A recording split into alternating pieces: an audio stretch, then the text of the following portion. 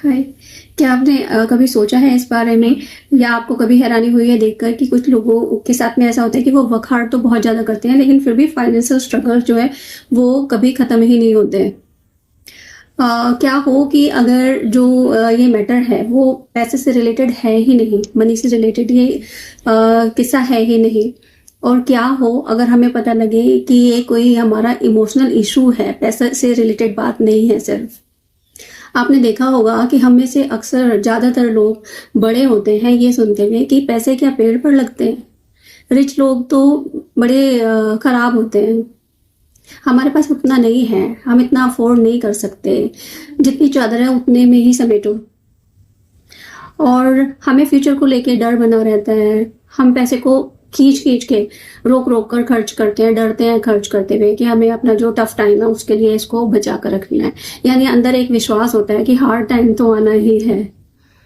तो जो हम बचपन से ये सारी जो बातें थॉट्स हम सुनते हुए आ रहे हैं, तो इस तरह से हमारा जो माइंड है वो प्रोग्राम होता रहता है, कंडीशनिंग इसकी होती रहती है नेगेटिव वे में पैसे से रिलेटेड।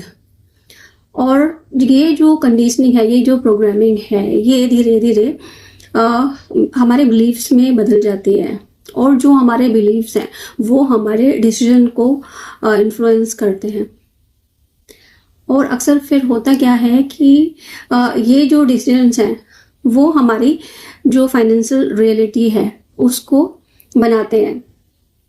किसके पास कितना पैसा है, किस तरह से उसके ज़िंदगी में फाइनेंशियल कंडीशंस हैं, वो सब डिपेंड कर रही हैं इन सारे प्रोग्रामिंग पे जो हम बचपन से अपने अंदर लेके आए हैं। अब इससे होता क्या है कि हमें पैसे से रिलेटेड इश्यूज में दिक्कत आती है, यानी हम खुद को अंडर चार्ज करते हैं, हमें उतनी वर्थ लगती नहीं है, हमें अपनी वर्थ के अकॉर्डिंग डिमांड करने में दिक्कत महसूस करती है, हम हेजिटेट करते हैं। और सबसे बड़ी जो प्रॉब्लम इससे आती है वो होती है कि हमें रिसीव करने में प्रॉब्लम होती है। हमारी जो एबिलिटी टू रिसीव है वो कम हो जाती है।